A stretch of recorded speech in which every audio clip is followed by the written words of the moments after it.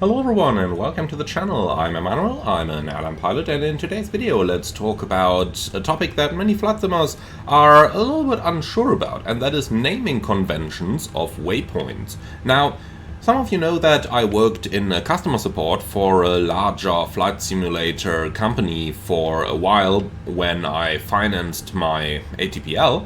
And back in those days, the naming conventions of waypoints was actually a question that was asked quite a bit. So let's go into it. We are going to have a look at the ILSY Yankee approach at Pointe-à-Pitre as an example today. You can see that you're flying from Pointe-à-Pitre VOR outbound on the radial 336 until 12 DME, and then you make a left-hand turn onto the 14 DME arc until passing radial 306, and then you turn back into the final. Now, if we do have a look at these on the flight plan over here, then you will get to notice that those waypoints on this procedure have certain names. For example, we have D336N, then we have D306N, and so on. And those are what we are going to have a look at today. So, why is a waypoint named like this, D336N or D306N? Well, let's have a look into it.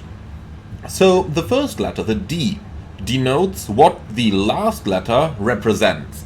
And in our case, the D means that the last letter represents a DME, so a distance. Now, N is the 14th letter in the alphabet. Therefore, D at the beginning and N at the end means that the N denotes 14 nautical miles. The number in the middle represents the radial that the waypoint is located on. So if we have a look into the procedure once again, you can see that D336N is Pointe-à-Pitre VOR, radial 336, 14 nautical miles.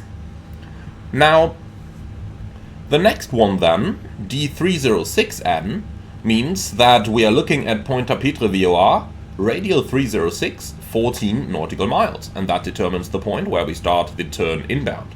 Now you might be wondering, but we have a 12 DME point from Pointe-à-Pitre over here as well, and that one is missing on the database. Why is that?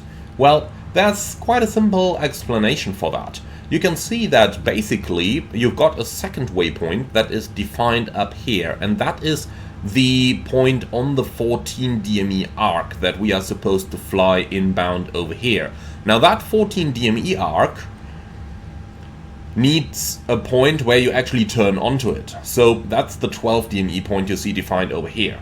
However, since our FMS is capable of calculating the point where we do the inbound turn itself, we only define the outer point that we want to base the turn upon, so the end point at 14 nautical miles rather than the turning point at 12 nautical miles. So that's the reason why you've got the routing in the FMS the way you got it, and that is the reason why you've got the waypoint names as they are.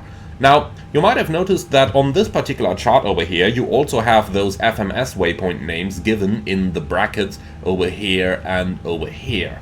However, that is not something that is done on every chart, even though Jeppesen tries to include these as much as possible, but there are still procedures where those naming conventions are not given, especially when you are looking at conventional procedures. So when looking, for example, at a VOR chart, or a chart for a VOR approach, you may not necessarily find all those names.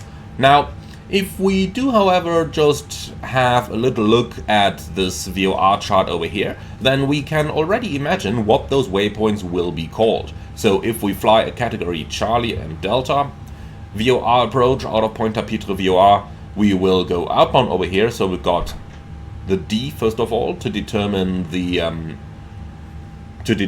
the last letter represents a distance. So D319, and then we need the 7th letter in the alphabet, so that's A, B, C, D, E, F, G. So D319G is probably going to be the waypoint name for this particular procedure. Alright, and that is basically all the story there is to it. That is how those waypoints are named. Now you can see that in some cases there are also different naming conventions here. For example, on the inbound turn here, the 16E point is marked as FS12. Now these are a completely different story again. If you're interested, we can talk about those in future videos, so be sure to let me know in the comments below. Thank you very much for watching, everyone. I do hope you found this one interesting. If you did, be sure to let me know in the comments below. I'm very much looking forward to your feedback. In the meantime, if you liked the video, be sure to leave a like in YouTube as well, as it does really help out the channel.